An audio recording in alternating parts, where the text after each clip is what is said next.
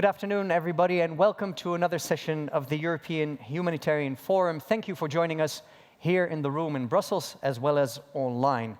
This session is titled, Strengthening Synergies Between Humanitarian and Development Actors in Protracted and Complex Crises. Join us on Twitter using hashtag EHF2023. Interpretation in English, Spanish, and French is available in this room. Allow me to introduce myself. My name is Ali El Jaberi. I'm a senior moderator and studio presenter with Pro Moderation. I'm a former TV correspondent for Associated Press and a former war reporter for Dutch language newspapers Trouw and De Standaard. I've also lectured in international relations and public policy at The Hague University. I'm happy to be with you and look forward to learning from your input. The focus of this session is as follows. The majority of people in need of humanitarian assistance live in situations of complex and protracted crises, where both aid and development agencies are involved. Adding to the complexity, protracted crises are often characterized by estranged political relations between local authorities and international donors. This affects about 500 million people globally. Recently, the Center on International Cooperation and Chatham House published a study that addressed this matter, titled, Staying Engaged, Aid Delivery in Estranged Settings. The study was commissioned by the Swedish government. In this high-level session, we continue the conversation about this important topic. The session will be live-streamed, recorded, and made available online for future reference. Allow me to now invite the members of the panel to the floor. Please come up and take your seats.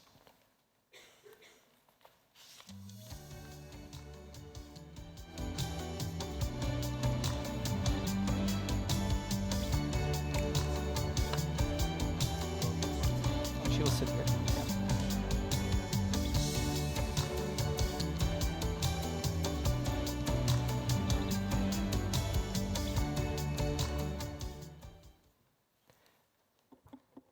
The Commissioner for International Partnerships is also on this panel, and I'm told she will join us shortly. But let me now introduce the other speakers to you. I'll start with the extreme end from my perspective. It's Mr. Frank Bousquet. He's Deputy Director at the International Monetary Fund, and he's the coordinator with fragile and conflict-affected states. I'm also happy to be joined by Ms. Sarah Cliff, the Executive Director of NYU Center on International Cooperation, sitting right next to me. With us is also Mr. Achim Steiner. He is UNDP Administrator. And last but not least, I'm happy to be joined by Charlotte Slente, Secretary General of the Danish Refugee Council. Welcome, Madam Commissioner. Last but not least. Certainly not. Welcome. Thanks. Have a seat. Madam Jutta Urpilainen, the European Commissioner for International Partnerships. It is fashionable to come at this hour. Thanks a lot for being with us. Give them all a big hand.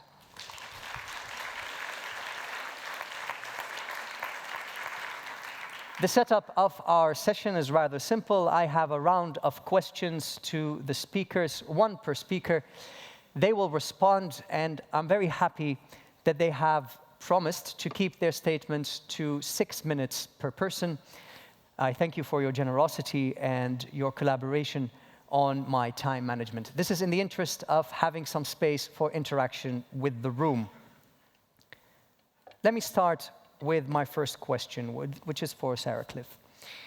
How do we balance between effective, sustainable support to populations without legitimizing unconstitutional seizures of power? And what modalities would allow development partners to stay engaged in such settings?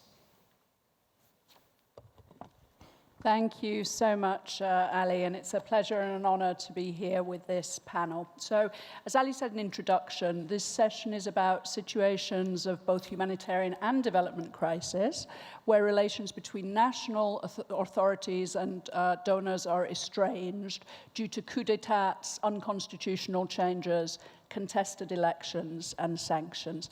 I'll make 3 quick points in response to Ali's question. Why are these so important? What role does the fear of legitimizing abusive regimes play in domestic donor support for these situations? And what new approaches and modalities may be needed to stay engaged without legitimizing abusive regimes?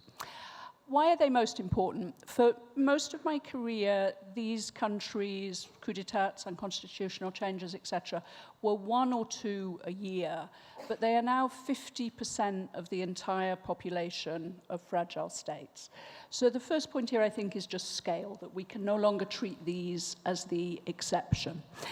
These situations also produce significant spillovers on other countries, most of all regional. Think Venezuelan refugees in Colombia, Syrian in Jordan, Lebanon and Turkey, arms flow and trafficking through Libya and the Sahel.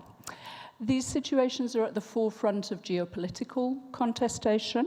So think here of Mali, Central African Republic, Burkina Faso, countries not often at the top of the international security agenda, but have become so, in fact, in the last period. And last, there are situations where relations with domestic donor constituencies, such as parliaments, press, and the broader public and taxpayers, are sensitive in terms of all forms of assistance. So they're situations of high visibility. What role does the fear of legitimizing abusive regimes play in domestic donor support? So we worked with over 150 representatives of primarily DAC donors, and 4 positive messages came across in terms of staying engaged. Those were that individual human needs matter, more than aggregate numbers in getting their message across. You all know this, of course. But over that highlighting the spillover effects I just talked about is important, as is the geopolitical importance of avoiding vacuums in these countries. And last, that stressing value for money and eventual transformation in trying to find ways to work with local institutions and encourage local accountability loops that can lead to transformation over the longer term is important. But maintaining domestic donor support with parliaments and taxpayers also means answering difficult critiques. Those include on corruption and fear of human rights abuses. And I think the good donor practice that came out here was not to promise that there would be 0 instances of corruption or abuse, because we know in effect this is impossible, but to say we will establish systems that will find these and will act on them, so that when then eventually incidents happen, you have in effect prepared for how will they be acted upon. Available, a last concern very much is that aid will legitimize governments that are unconstitutional or abusive to their populations. And here we found that available evidence shows that tightly ring-fenced aid does not have that legitimizing effect, as far as we know from the surveys that have been carried out on populations in these circumstances. But it does have to be a shift in modalities, not business as usual, but a shift to other ways of delivering aid more directly to the populations concerned. So what modalities actually work? And this is my last clusters of points. So we lay out a menu of options for more localized modalities and oversight in these circumstances, depending on the degree of risk present and the degree of willingness of the de facto authorities to compromise. These include ring-fencing sectoral and subnational programs, as we've seen in Burundi and many other countries, semi-autonomous government agencies, as we saw in Yemen in the Social Welfare Fund, NGO contracting under coordinated service agreements, as we've seen in Afghanistan or Timor, and regional programs, as we are seeing used at the moment in the Sahel as an entry point. On oversight, we recommend using more local capacity than is currently the case, with attention, of course, to the security risks for civil society and communities. So what do those modalities need to support them? They need clarity on dialogue and conditionality. And I listened with interest to the last session on Yemen, which Ali was moderating, which talked a great deal about red lines on conditionality and engagement with authorities. We know that conditions are inevitable in strange circumstances. Partly they're the right thing to do to monitor funds, but partly it's expected by the donor populations who are supporting aid. But conditionality has become very complex. We need to be able to better align and simplify it. We also need to be clear that there is a necessity for dialogue if we are ever going to see a change, and that to be able to gain access, to convey expectations, but also to support eventual turnaround, we need to support carefully managed dialogue. Third, redefining basic services. So aid to estranged settings is normally restricted to a very limited number of basic services: health, education, water and sanitation, etc. But support for key macroeconomic and justice functions can be essential for the adequate provision of social services and to reduce risks of further spillover from economic collapse. This is because we can't effectively deliver humanitarian aid without functions like currency exchange and payment systems, as we've seen in Afghanistan and other situations. Secondly, because livelihoods and private sector job creation can be extremely important to give people the incentives not to be forced to be displaced. Now, of course, private sector can be themselves involved in abuses, but it is possible, case by case, to look at where that's an entry point for support. Okay.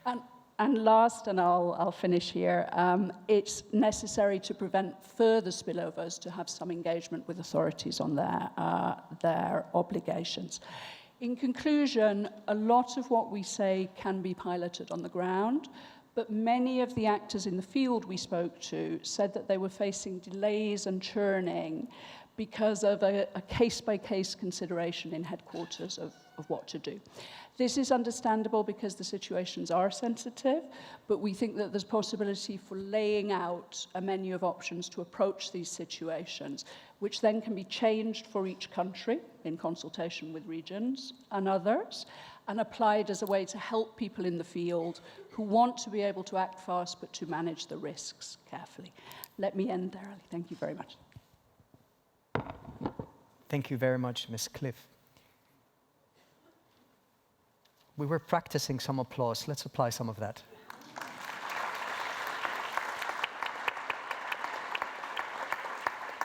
I'll turn to the Commissioner with a question right after some comments from Mr. Steiner, the Administrator of UNDP, and thank you so much for joining us. What are the main challenges, from your perspective and experience, that are caused by coups d'etats and other unconstitutional changes? And of course, it's the challenges in the field of development and humanitarian cooperation that we are talking about. Thank you, Ali, and very, very happy to be here this afternoon, one with a very distinguished panel, but also at the European Humanitarian Forum. I think this invitation, this discussion, I warmly welcome. I think most of us work alongside each other, often very much with one another, but sometimes also in situations such as you alluded to, under enormous stress. So the first question, what do you do when a coup d'etat has happened? I think the first question we have to ask ourselves, how do we stay relevant to what happens next to the people of a country? One thing is to deal with the government, with the authorities, with the military, the self-declared government. The other is, how do we, in a sense, think about what happens next to the citizens of that country? As a humanitarian organization, you may think about the emergency support that is needed. Often it may be as a result of an extreme climatic event, maybe a drought that has already created a lot of need. But you know, on many occasions, coups are also the product of development failures, of political strife. And the next question is, how does a country not lose the development gains that it has made over sometimes decades? And you know, development in our traditional interpretation of development cooperation is largely a kind of public-to-public sector defined aid paradigm. What we have had to learn, and Sarah, you just alluded to it, is in a country where we do not recognize even a self-proclaimed government, Myanmar, Afghanistan, de facto authorities, another beautiful term we have invented for this.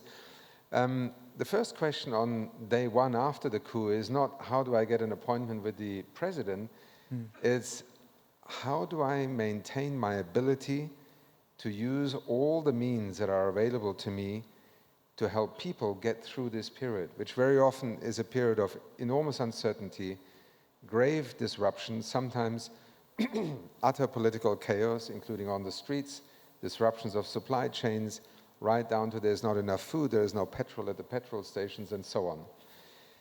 But that's sort of the short-term response. So the first major challenge in my mind to an organization like UNDP is how do we stay and deliver? Because one thing that I think we have learned collectively over the years is that to pack up and go when the going gets rough is rarely the best way to deal with a crisis. And the second lesson is how do we then combine the assets that local institutions and civil society in the business community, and we often underestimate also the business community's capacity to organize in crisis contexts, to combine their forces with our humanitarian development or international community. Maybe the better way to differentiate is even between the, let's say, multilateral, bilateral international community and the non-governmental international community in the country. And I think here we often miss opportunities. One of the core ideas behind the reform that perhaps some of you have heard in the UN development system has been that the so-called resident coordinator and humanitarian coordinator, often combined in one role and one person, is with the new protocols that we have developed, and also, for example, in addressing an issue such as internally displaced peoples, is now an effort to try and ensure that from the moment that this event happens, we actually analyze together, we plan together, we respond together.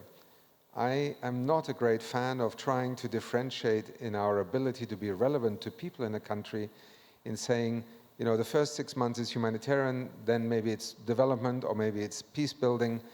Frankly speaking, development is about people surviving by not being forced to depend on someone else's handout. The vast majority of people actually continue to do that in most crises. And yet we also have very often the survival need of those who simply are not in a position to feed themselves, to have access to health services or whatever the urgency may be. But if we divide people according to our mandates, we are missing in large part the point of actually getting all of them back to a situation where development is the normal way forward, in which a political crisis becomes resolvable because people are actually able to exercise agency. So much of what I consider the relevance of an institution such as UNDP to be is to maintain people's agency, to have some control over what happens next to them, even in an extreme situation where your government has just self-appointed itself, whether through a coup or other unconstitutional act. The second part, and I think we've all had to learn very tough lessons, is how do you then operate in a country such as Afghanistan, where the de facto authorities take a view of what is right and wrong that is often at such symmetrically opposite way of thinking of the international community. I don't have to go into the examples.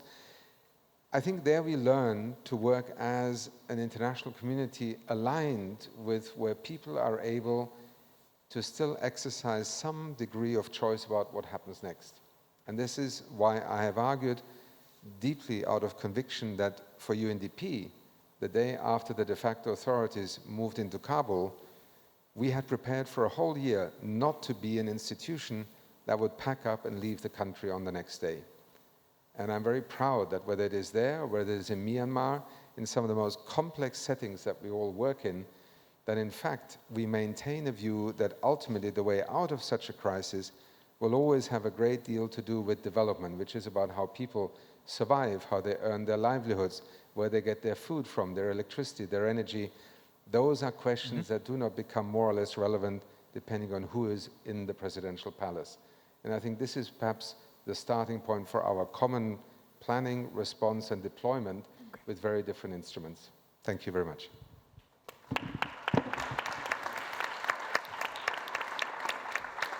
Thank you, Mr. Steiner. And thank you, Madam Commissioner, for being with us and making the time. What is the approach of the European Commission to situations of estranged political relationships? And how can donors maintain the support for development and humanitarian work amongst their domestic constituencies for continuing development and humanitarian work in such places? Thank you very much. It's great to be here today in this European Humanitarian Forum, and I want to congratulate my dear colleague, my friend, Commissioner Lenarchis and his team in DG ECHO for organizing this great event. Actually, I want to share 3 messages with you today. Humanitarian needs are record high. I think this is a topic we have been discussing actively here in this forum. Crises and conflicts today are more complex than before, and most humanitarian needs arise in politically sensitive, fragile, and conflict-affected countries. So my first message is that pure emergency or pure cooperation approach is not enough. So we need to strengthen cooperation and coordination between emergency and structural aid through the nexus, the famous nexus approach.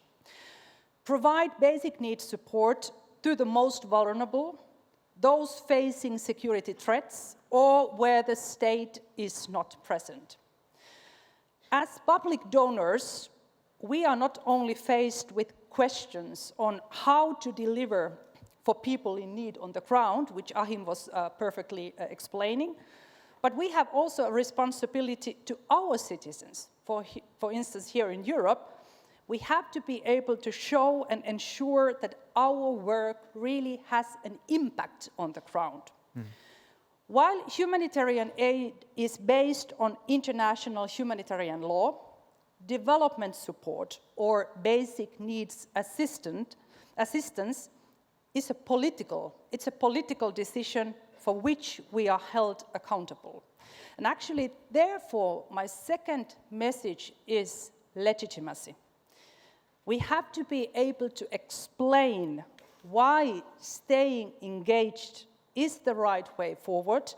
And I take Afghanistan as an example, because that has been so far one of the most difficult files I have faced as a commissioner.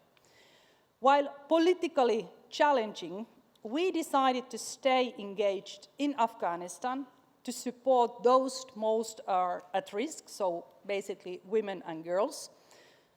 Since the Taliban takeover in August 2021, the EU has provided no funding to the Afghanistan de facto authorities, but proceeded with support to basic needs. Following the latest Taliban measures against women, we assessed again our options and way forward. We followed also the post decided by the UN. And now we are moving forward with a gradual, principled approach in sync with the humanitarian community. So through our new approach, basic needs support would only be provided in sectors and in geographic areas where women are allowed to work and also benefit from our aid. And we have decided to set a 6-month trial period during which we pay special attention to monitoring and reporting. And this accountability towards the European taxpayers, this is accountability to European taxpayers and citizens, because we always operate with our taxpayers' money when we provide development assistance. Development and peace are 2 sides of the same coin. This is my message always when I meet leaders from our partner countries. And actually, peace is my 3rd message. We need to ensure coherence with peace building and the broader political processes. We face considerable challenges due to the fragile security environment, particularly in Sahel. In Sahel, we all know that parts of the territory are out of the control of the state. Schools and healthcare centers are closed. Food security is at stake, and the number of internally displaced people is really increasing. So humanitarian and cooperation actors cannot always access the areas where our actions are implemented. So what do we do as the EU? We work to we work to apply the triple nexus approach to strengthen the resilience of populations and to work on social cohesion while giving particular attention to the analysis and responses to the conflict. The EU will accompany the transition process thanks to the policy dialogue that will take place along the implementation of the actions of the humanitarian development peace nexus. So I think we are really heading to the world where we have to get out of the silos. We have to get out of this fragmented approach and really work more in a holistic and comprehensive way. This is what we have tried to do through this famous Team Europe approach. We work more closely together with our member states, development finance institutions, also with NGOs and private sector. But overall, I think this is the time to really have a revolution of the way we work.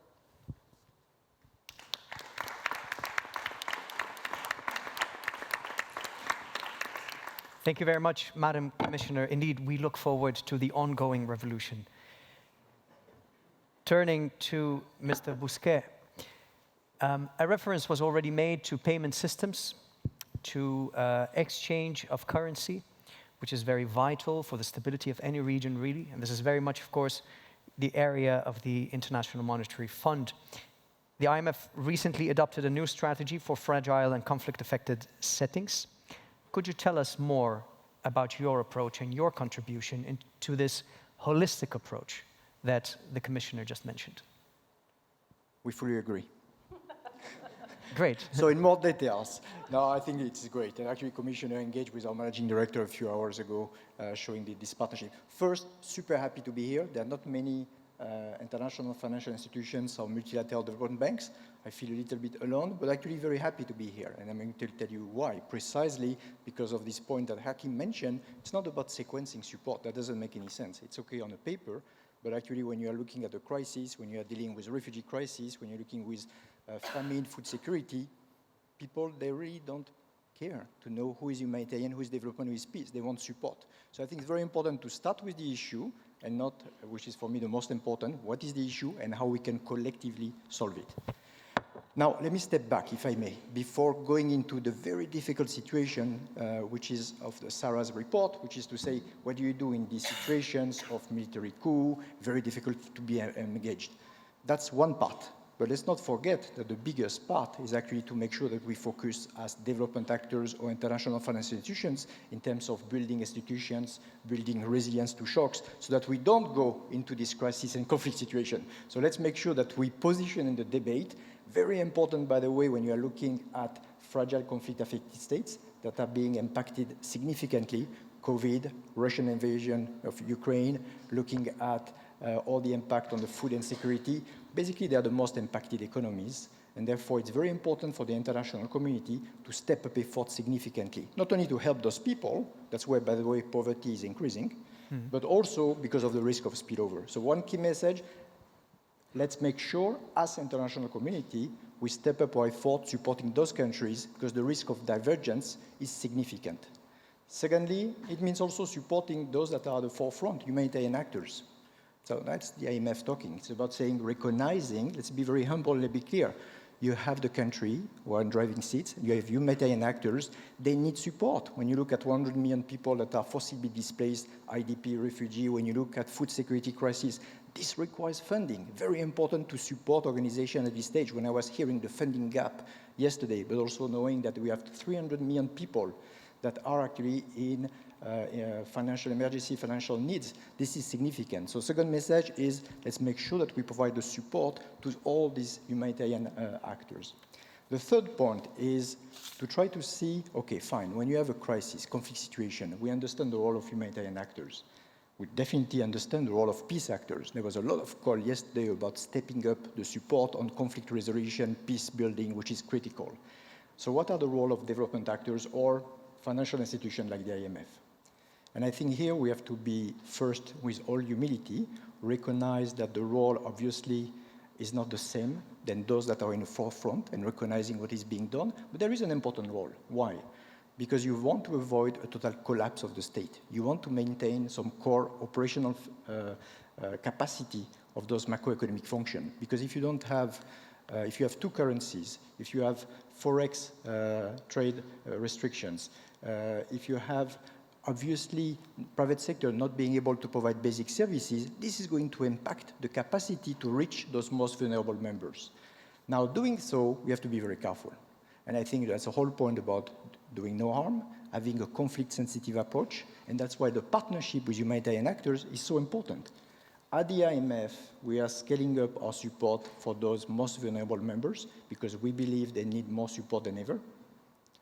But also, as importantly, if not more, we are engaging by looking at drivers of fragility and trying to engage with UNHCR when we deal with forced displacement, dealing with WFP when we are looking at food security, so that on the ground we can reach out to NGOs, civil society organizations, humanitarian actors to better understand the situation, which is very fluid, and make sure that we can provide our support, whether it's about financing, capacity development, in the most efficient way. So I think this partnership is essential, especially for organizations like the IMF that will have never the footprint of humanitarian actors. So development actors obviously have a key role because at the end of the day, poverty is leading to vulnerability. IMF has a key role in terms of maintaining the basic macroeconomic functions of an economy, otherwise very difficult for countries to get out of fragility. But humanitarian actors have an essential role and they need support. All those actors need to look at their comparative advantage, the footprint, the intelligence on the ground, the understanding of the fragility, that's come from the humanitarian actors. The IMF needs those actors at the level of the country level. And that's exactly in line with our strategy. It's about recognizing we are just one piece of the puzzle. Humility is important, recognizing that there are many actors that have a lot of footprint, and we need to reach out to them to be the most efficient within our mandate. And I have to say the partnership with the European Commission, obviously, is essential, but also with many other UN agencies, UNDP, WFP, and others mentioned. Thank you. Thank you very much, Mr. Bousquet. And indeed, happy to have a somewhat less usual suspect on the stage to shed some light from the perspective of an international financial institution on this very important topic. Moving on, last but not least, Madam Slente, the Secretary General of the Danish Refugee Council. Do we need a different approach to basic services to facilitate cooperation between humanitarian and development actors in strange settings, according to you? Thank you very much, and thank you for being part of this very eminent panel and listening to my co-speakers here on very important suggestions as to how to move forward in this important area. But before I outline my main remarks, I'd like to situate the Danish Refugee Council a little bit and our approach as an organization into the wider discussion that we are having here. DRC adopts a comprehensive, holistic approach to ensure that the people who are affected by displacement and by conflict can access protection and basic services and fulfill human rights. And the growing scale of worldwide displacement that we are seeing presently, as well as the increasing predominance of protracted displacement, require us as an agency to actually bridge the divide between the humanitarian assistance, the development, and the peace building. So beyond providing an emergency response as an organization to save lives and to reduce acute humanitarian needs, we also need to seek solutions to displacement and seek to prevent and address the root causes of forced displacement.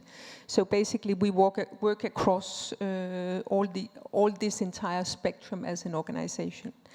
As to the question, do we need a different approach? I think I agree with all my co-speakers here. Yes, of course we do need a different approach. And why? We see so many protracted crises around on the globe, and we know that the countries that we are talking about here, the fragile and the conflict-affected countries, are the countries who will be left in the more dire poverty situations if we analyze this ahead. It's also countries where you can see, as Kara told, the spillover effect of fragility and conflict into neighboring countries, regions, and even sometimes globally. And thirdly, it's the countries that are less prone to actually attract international direct private funding into these countries, which means that these are countries who are basically left to humanitarian development actors to engage if we want these countries to work through the situations of fragility and come out on the other side as stronger societies for their populations. So that's what entails that we cannot see sort of a business as usual when it comes to working in these countries. And as we know, humanitarian action should actually be the last resort, because it's a very expensive way of engaging, and it's also a way of engaging that actually becomes repetitive, because if we only address conflicts, crises, fragility with humanitarian assistance, we don't really deal with the root causes. We don't support constructing societies that are sustainable and that can actually tackle the needs of the population. So that's why we believe that humanitarian actors and development actors do need to work together also in those very fragile settings, and also in countries that become the so-called politically estranged countries. And we think that there are ways to do so, because we see great risks if development actors actually withdraw. We see that sometimes, and in some settings, then humanitarian actors are left with shouldering tasks that humanitarian actors cannot shoulder. I mean, Afghanistan was mentioned by the Commissioner. I think a very drastic reality in Afghanistan was the withdrawal of the large majority of development funding from one day to another. A development funding that had basically sustained the Afghan state, paid the salaries in services, in infrastructure, in all kinds of sectors. When that is sort of taken away, then you are left with a country that has extremely limited capacity. And yes, humanitarian actors can go in and can do their stuff of humanitarian support, lift some people out of basic humanitarian needs, but we cannot, deliver the longer-term solutions to people on the ground. And that's why we need to work together. Something a little bit of a concrete model here, because we sometimes see where we work on the humanitarian side, we obviously work in areas that are extremely fragile, prone to recurrent conflicts, and often in areas where we see no development actors around. I mean, northern Burkina Faso could be a case in point. What do we need as humanitarian actors to see for people to be able to thrive and for development to be taken forward? Is actually that development actors come in and understand the setting, understand how you work with different conflicting parties in a local setting, and can take that knowledge and that work into the planning of the longer term development work. So we need a continuation based on the knowledge that exists in the humanitarian sphere into the development sphere. But the contrary can also be said when we look at a case like Myanmar. I mean, this was a country where primarily development actors were engaged in longer-term development efforts in the country. The situation, I mean, made a turn back on that situation, and basically then your humanitarian actors came in doing their own thing. But humanitarian actors should then rely on systems built, knowledge acquired by the development actors to be able to work then and take the work forward when situations slide back in severity.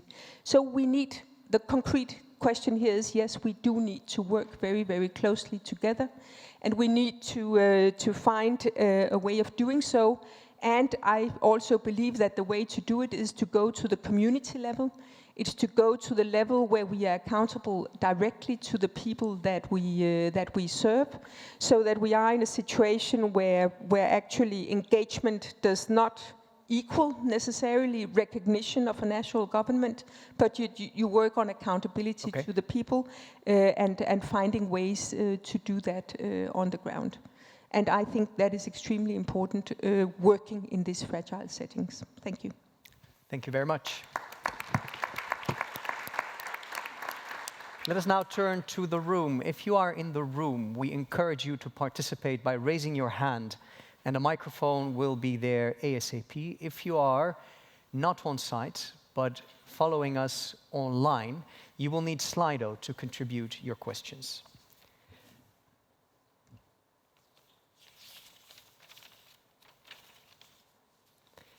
And you can join us on Slido by visiting slido.com and entering the event code. That is hashtag EHF2023. Then you need to pick the room, which is Auditorium, and the date of the day. Alternatively, you can scan the QR code that should appear in your screen. Let me now turn to the room and see who has a question or a comment. All right, I will start with the gentleman over there, and then I'll move to the front with the lady over here. Please introduce yourself and try to keep your comment concise. This is Ahmed Safi from the Kony Catastrophe in Health in the Middle East. And the Middle East is hosting quite some of these protracted crises. And my question, as a person who has been working in humanitarian aid for more than 15 years, is do we need to have a protracted crisis management paradigm that is freeing these kind of situations from being treated over and over again as a simple emergency response recovery rehabilitation paradigm, which never applies and lead to a lot of misleading ways of action and outcomes? Thank you very much for that clear question. Moving to the front.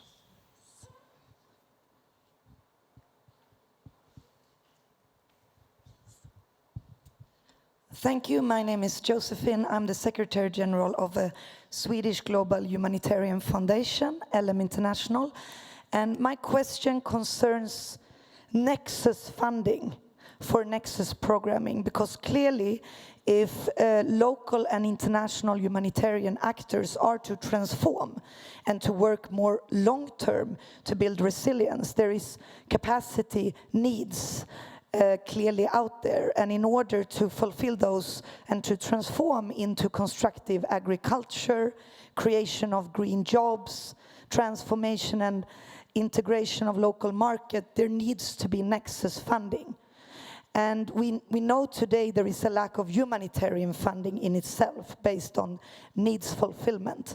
So where are the most important arenas to basically fill the gaps between development stakeholders, donors, and humanitarian donors to actually allocate the necessary Nexus funding to go into a full transformation? Thank you. Thank you very much. A very important question as well. Let's have two responses perhaps from the stage to the questions that were raised. Who would like to take the stage first?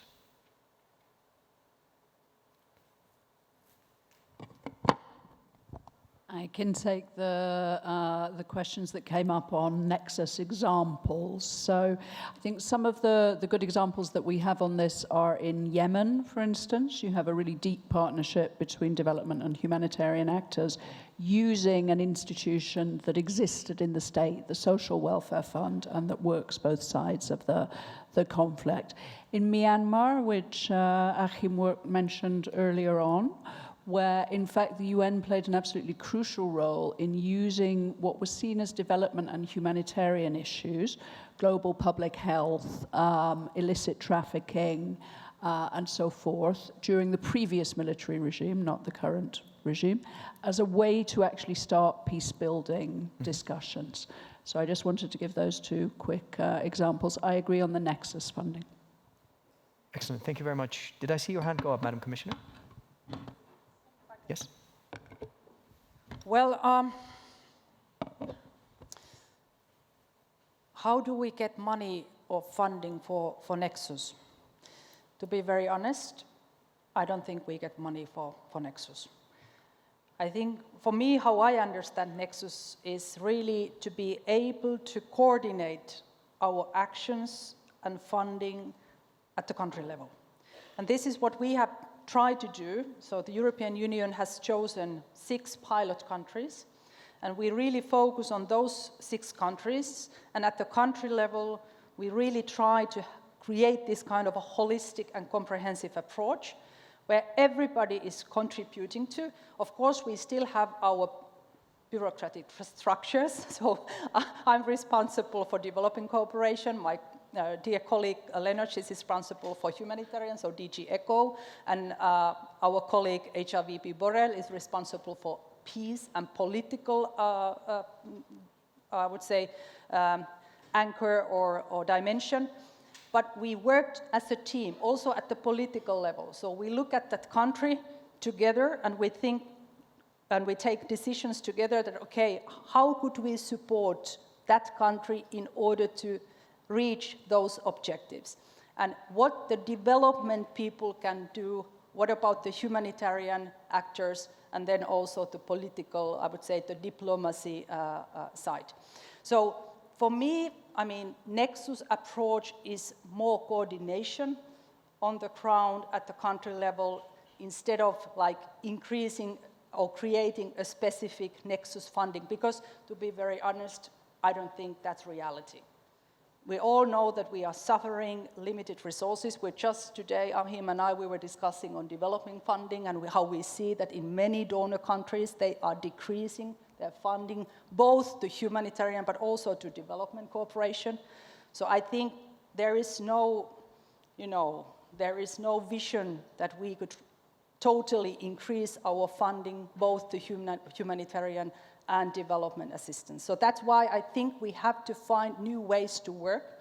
And I believe that we have to enhance and improve coordination specifically at the country level.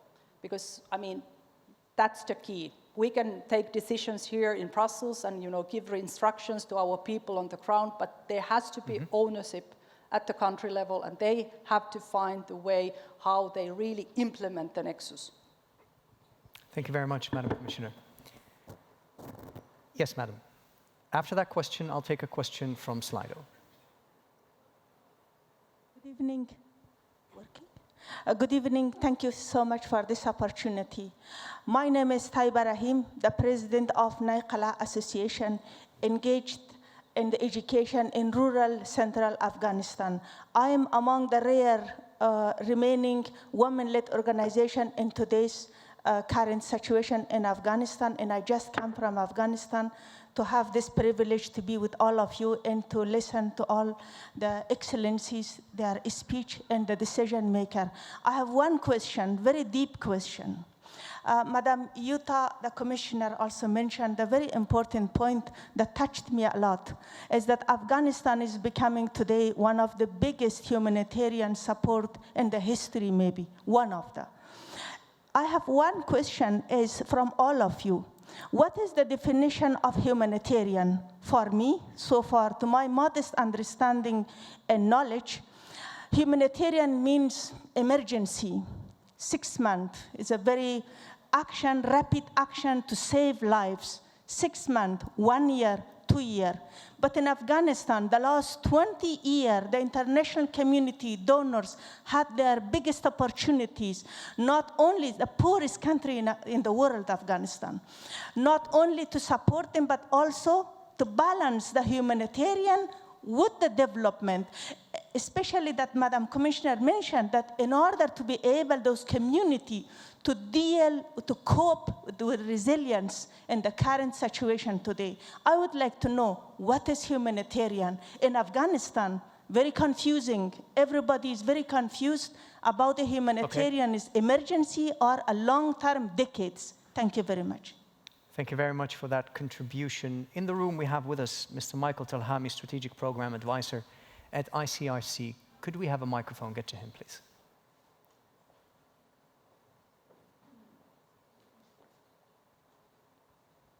Great, thank you. If you look at the top 10 largest operations of the ICRC today, on average, we've been in those contexts for 43 years. Typically, they are protracted and urbanized contexts that have immense needs that necessitate a response that goes well beyond what humanitarian actors can sustain. And if you look at the types of responses we're increasingly having to provide, we're basically seeking to reduce the rate of service decline, not even maintain, to avoid collapse and to ensure the continuity of services. And yet one of the things that strike us is that when we look for stronger partnerships in terms of financial and technical partnerships with development actors, one of the primary questions that arise is that typically both financial and technical support is conditioned on support to one side of a conflict, which jeopardizes humanitarian principles and doesn't ensure an equitable and inclusive response across the front lines of the conflict. And so my question is, what more can be done to ensure that civilians on all sides of the conflict benefit from the humanitarian development nexus response? Thank you. Thank you for that excellent question. Let me take one question. Let me take one question that came in on Slido. What should major donors, between brackets EU, US, etc., have done differently in Afghanistan after the Taliban takeover? Let me turn to you, Mr. Steiner. We haven't heard from you for a while. I'll give you the freedom of picking one or two of the comments made and responding to them. Well, I was going to come back to Ahmed's question about protracted crisis paradigm, but then interesting enough, the next two questions, I think, go right to the heart of that. My answer to all three of you would be, first of all, I think we do need to ask ourselves whether we need a paradigm that adjusts to protracted paradigms, and I take the point that there are many protracted conflicts or protracted humanitarian crises. But colleagues, this is also a failure we have to confront. This is our collective failure. And we cannot only blame protagonists in a conflict, civil strife, wherever it may be, for something that goes on and on and on, including with the infrastructure that we provide in the name of humanitarian support.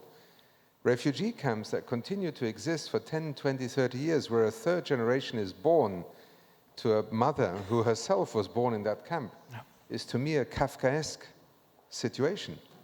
But somehow we rationalize this, we continue to operate. To my colleague from Afghanistan, what I would say to you is, there is a legal and a humanitarian community definition of humanitarian aid and response. But let's also be honest, there is a geopolitical, there is an opportunist definition of and utilization of humanitarian aid. And sometimes, which is to me the most frustrating experience, is that in the absence of either a political or otherwise effective response, humanitarian aid becomes a default response. Essentially, an alibi to walk away from a crisis situation. This is an uncomfortable topic, also in this city here, but we meet in order to address uncomfortable truth, because otherwise we become complicit in the perpetuation. And then yes, we may need a paradigm to rationalize why protracted crises are actually a new normal. I refuse to be part of that narrative, because I think it is wrong. And I have seen too often also the humanitarian paradigm being invoked as, first of all, a way to walk away from somewhere where no solution seems either politically feasible, possible, or comfortable. And secondly, it becomes almost a fence that you put around a nation, a people, a region. You lock the key and you throw it away. Mm-hmm. And at the end of it, you have a country like Syria with over 95% of its population below the poverty line. And it's exactly where Afghanistan is heading right now, as we predicted, in terms of well over 90% of the population being below the poverty line. So let us be clear. I think we need to tackle and challenge this notion. I don't think the differentiation, humanitarian development, peace building will solve that. And Ali, one last comment. One of my most frustrating experiences, I will not mention the 3 countries in which this has arisen, As UNDP head in my 5 years, I have 3 times seen my teams being prevented from stepping forward in a tenuous moment of cessation of hostilities in order to actually bring back some sense of hope, because some basic services, and I go back to Frank's point earlier on also, the ability of supporting fragile governments in providing basic services is actually a key way of helping people to begin to believe in the future again. We were stopped from doing so because it didn't fit the political narrative. It was tragic because the next round of the conflict was twice as bad. Yeah. These are some of the truths we have to confront. They lie within our international community's realm of acting differently. There's no point to blame 2 communities that are at war with each other for not conducting the war in a more civil manner. Thank you. Thank you for those excellent points, Mr. Steiner.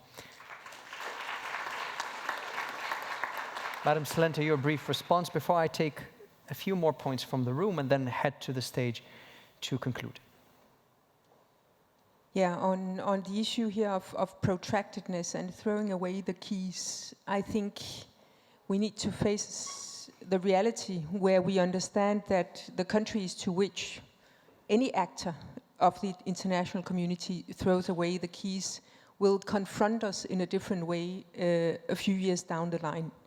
We will need to involve ourselves as whole communities and development actors in countries like Afghanistan, in countries like Syria, in countries like Yemen down the line. It's impreventable because the situations on the ground will require that of us. And because the consequences of actually turning the blind eye to these situations will come back to us in terms of people on the move, fragility and conflict on the rise, and we will need to confront that. So one of the ways of working on this is actually trying to have a people-centered approach to how we go about working in these fragile countries. Stay a little bit on the side of political developments, but take the people-centered approach, where we do need to look at how can we best support that people around the globe can live full and dignified lives, and what is the support that development and humanitarian actors can provide to ensure that. So actually shifting a little bit that approach, because all of these settings come back to us sooner or later. Thank you very much for the comment. I think we just do... Mr. Bousquet, before I think I have space for one more point from the room, and I apologize because time is finite. Like we said, you're not the very usual suspect on this stage. Can I ask you to reflect in 1 minute on what you heard so far from the perspective of an international financial organization?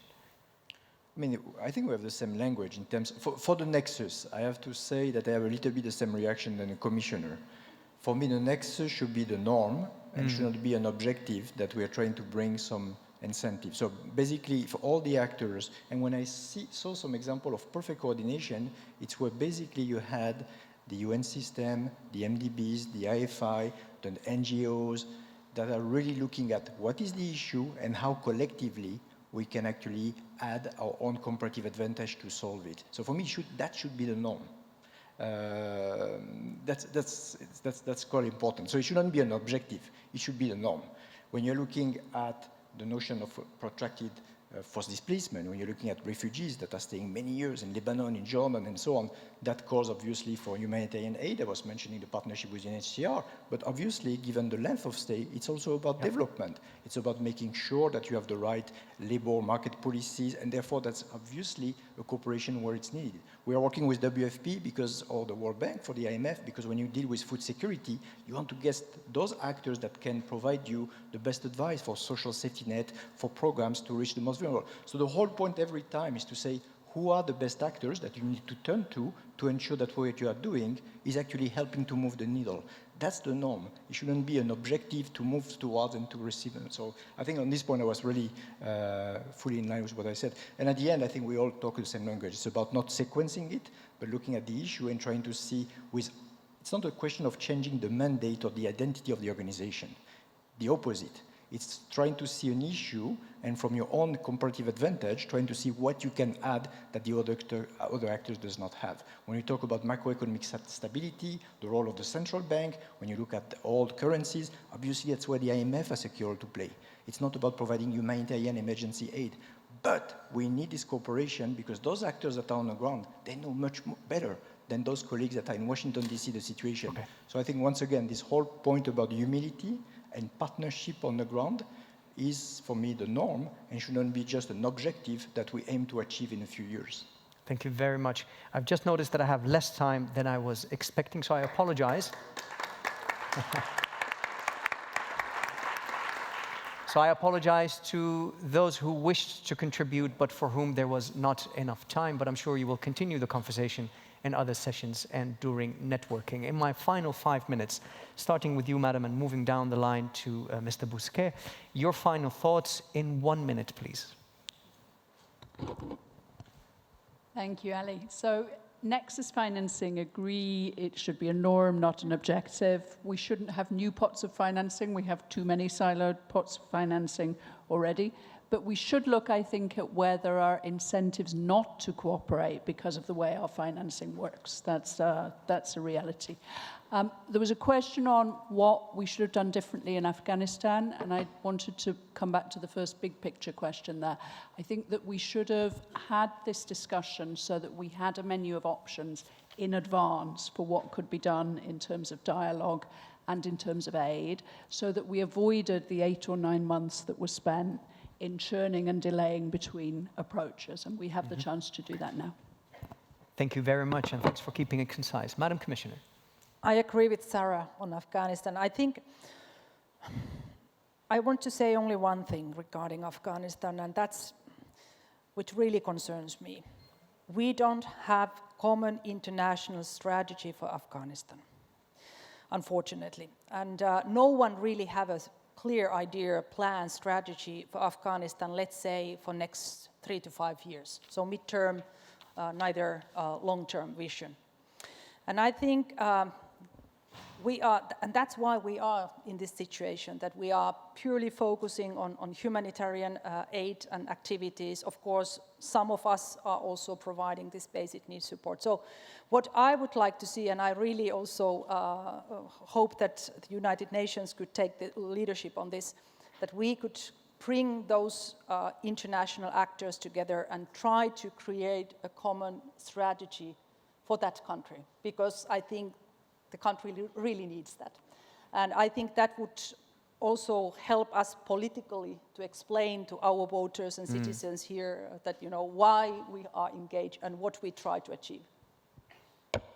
Thank you very much, Madam Commissioner, for those excellent remarks. Mr. Steiner. Thank you. Maybe one thing that I think is always worth remembering in the sense of a theoretical differentiation perhaps between a development lens and a humanitarian lens on prevention. One of the things that perhaps could in part solve this conundrum that you have said is unchangeable on limitations of financing is that we do work better together on prevention, on early detection.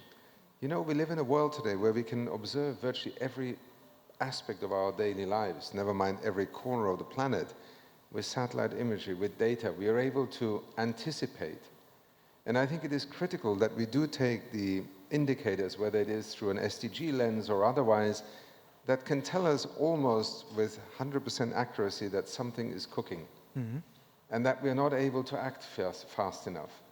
And I think that is one way in which we can also, first of all, combine the data, and sometimes it is the best cooperation that we see in a crisis between humanitarian and development actors.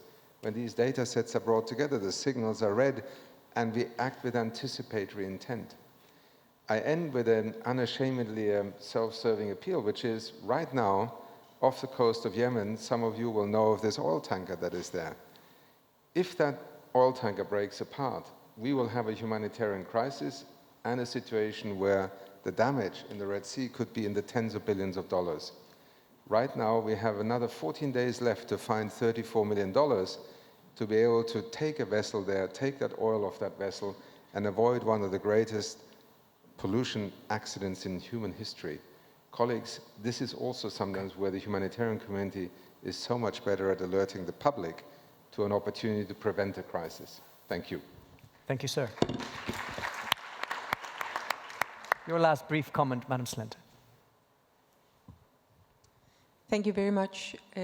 I think this session has focused a lot on the coordination between humanitarian and development actors and the need to do so. So I think when it comes to Afghanistan, but also so many other settings, joint scenario planning, joint planning of how we go about it from the humanitarian across to the development phase of things is actually fundamental. Okay. And when it comes to the discussion on nexus, that discussion oftentimes becomes or very bureaucratic on pots of money or very academic. We need to make it pragmatic and concrete and take, as I think you suggested, Commissioner, a starting point in the local context and see what does that local context require. And just to comment to you, Akim, on the prevention, I think it is lying there. We all have the analysis that tell us where is displacement going to take place, which are the countries that are prone to conflict, etc., etc. It requires a shift in our chips, in our heads, to start working on in a preventive fashion and not respond to the crises when they have emerged. And I think it's due time that we do make that shift. So many global challenges require that of us, but it's difficult for us to do that. Thank you very much. So, now, I mean, 2 quick points. The first one, we talked indeed mainly about cooperation. Let's try to stay on a positive note. If I look over the past 5-6 years, I have seen much more cooperation between development actors, humanitarian actors, and so on.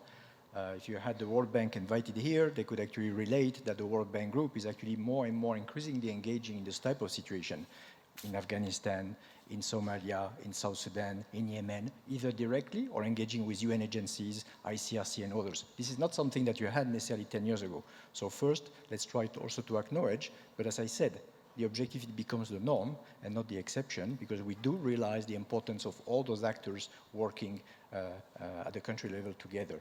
And the second point, if I may, and I will stop here, is once again, let's try to avoid being on an emergency situation, and therefore very important for the international community to realize that investing, providing support to fragile and conflict-affected states is a global public good. The whole point about supporting those countries where poverty is increasing, but also all the spillover. And therefore, it's quite important to support humanitarian actors. Let's also make sure that the whole MDBs, international communities, are stepping up those efforts in terms of supporting those countries when we are not yet at the emergency mode. Thank you. Thank you very much. I've been asked to ask you to please stay in the room as we change the setup of the stage in preparation of the next session. Thank you all for your presence, and please join me in thanking the esteemed members of the panel, the Commissioner, Mr. Achim Steiner, Madam Sarah Cliff, Mr. Frank Bousquet, and last but not least, Ms. Charlotte Slenter. Please give them an applause. Thank you very much.